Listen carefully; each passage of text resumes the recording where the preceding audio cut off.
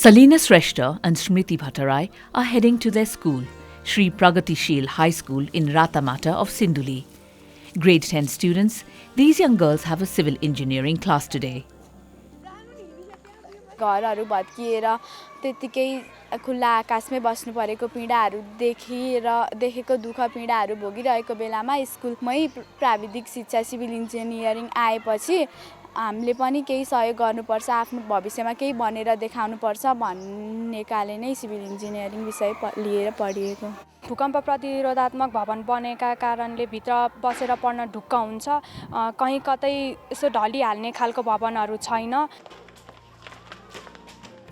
Smriti and Jayanti represent hundreds of thousands of students in earthquake-affected districts who had been deprived of regular classes after the devastating earthquake of April 25, 2015 destroyed more than 7,500 schools.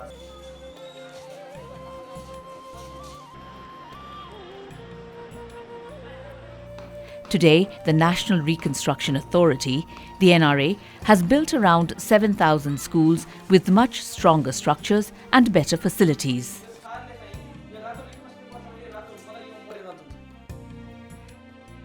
यो पुनर्निर्माण सम्पन्न गर्दाखेरि चाहिँ यो त एउटा इतिहास जस्तै किनभने भूकम्प नआउँदा यस्तो संरचना त बन्ने थिएन त्यो एउटा चाहिँ गुण सबल पक्ष देखिन्छ हाम्रा सबै कक्षा कोठाहरूमा उपयुक्त किसिमको फर्निचर एकवटा व्हाइट बोर्ड नोटिस बोर्ड 2वटा फ्यान 4वटा बत्ती लगायत हरेक कक्षा कोठामा यो हामी एकदम निर्धक्कसँग चाहिँ हामी के लाइटिङको भूकम्पको बाट सुरक्षित छौं अहिले जुन सहज वातावरण पाएको छ यो भौतिक पूर्वाधारहरू चाहिँ सबै ठाउँमा चाहिँ एकदम मिलेको चटक्क मिलेको सबै व्यवस्थित भएको त्यो कारणले गर्दाखेरि विद्यार्थीहरूको आकर्षण र अभिभावकको आकर्षण पनि त्यति नै बढेको पाउन सकिरहेको छौं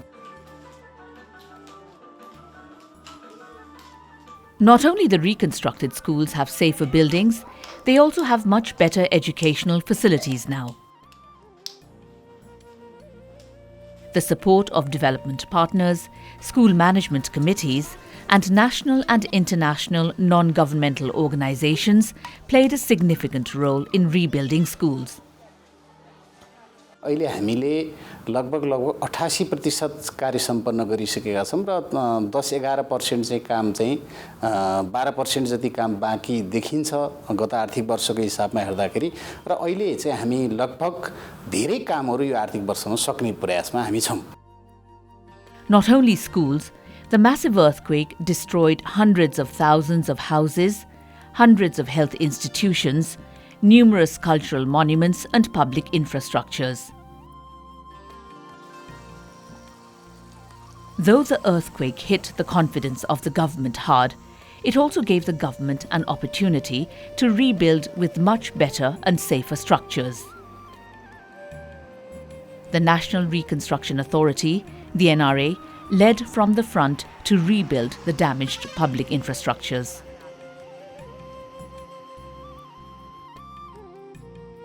With the support from the development partners, many health facilities in rural and urban areas have got a new lease of life. This has helped and encouraged the local communities to receive much needed health services in a new and secure environment.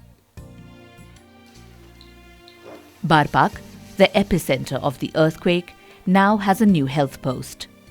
स्वास्थ्य क्षेत्रले एउटा राम्रो भवन पायो हैन यो ठुलो उपलब्धि हो हैन त्यसपछि धेरै सामानहरु यहाँ स्वास्थ्यमा जुटियो धेरै ठाउँबाट राहत पनि आयो सामानको कुनै कमी छैन अहिले यहाँ बारपाक स्वास्थ्यको बिल्डिङ चाँडो पाएपछि हामीले सर्भिस चाँडो सुरु गर्न पाइयो र यही बिल्डिङमा हाम्रो डेलिभरी सर्भिस र caesarean section ICU post op वार्डहरु र हाम्रो एकाडेमिक युनिट पनि यही युनिटमा बिल्डिङमा राखेका छौं Barabise in Sindupalchok is a sprawling old town for local business. The old health centre, which was damaged in the earthquake, has now been rebuilt with much better health facilities, serving thousands of people every month. मैले मेरो दोस्रो सन्तान बाबु यही जन्माको हो मैले पहिला चाहिँ उता टिचिङमा जन्माए त्यहाँको र अब पछि चाहिँ यही राम्रो छ भन्ने पहिला सुरु देखि यही चेकअप गराए अनि यहीँ चेकअप गराएर यहीँ जन्माएको हो, नर्मली डेलिभरी भएको हो मेरो। अब अर्थात् हेर्दाखेरि सबै पहिलाको तुलनामा धेरै राम्रो देखिन्छ अहिले। Many government buildings and security agencies' buildings, roads, bridges and water supply systems have now been restored. For example, Singatarwar, the Central Secretariat, has been retrofitted to provide a new and secured space for the country's chief executive. Its front face, the western facade, is being retrofitted using the traditional construction material. The retrofitting of Kathmandu's old palaces like Keshar Mahal, where lies Nepal's oldest library, Keshar Library, Babar Mahal, Bal Mandir and Ranodip Darbar continues. Besides, an Attorney General's office in Kathmandu, Nepal Army headquarters and more than 200 other security sector buildings have now been reconstructed. अहिलेको आवश्यकता र भविष्यको आवश्यकतालाई समेत परिपूर्ति गर्ने किसिमका public इन्फ्रास्ट्रक्चर्सहरू, facility दिने बिल्डिङहरू हामीले निर्माण गर्न सक्यौं। यो चाहिँ हाम्रो भूकम्पपछि बनेका नयाँ भवनहरूको चाहिँ विशेषताहरू चाहिँ म यी कुराहरू उल्लेख गर्न चाहन्छु। Comprehensive plans and faster implementation of rebuilding social and public infrastructures was possible due to NRA's effective management and coordination.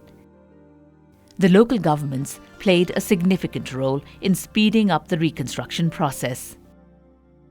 हामी सुरु हुँदा पुनर्निर्माणको क्रम एकदमै चाहिँ छरपष्ट थियो, त्यो सुस्त थियो र जनताहरुमा ठूलो निराशा थियो। तर हामीले त्यसलाई चाहिँ हाम्रो निर्वाचित भएपछि पहिलो काम हामीले चाहिँ जनताको चाहिँ घर बनाउने कुरा, घर नभएका जनतालाई घर पाउने कुरामा चाहिँ हामीले पहिलो जोड गर्यौं।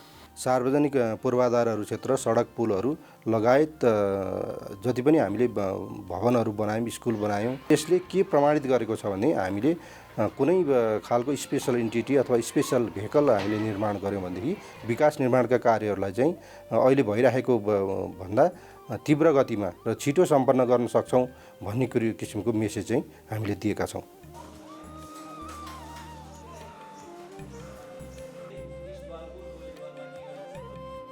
Today, after 6 years of reconstruction works, Nepal has much better and safer schools, health institutions and public infrastructures.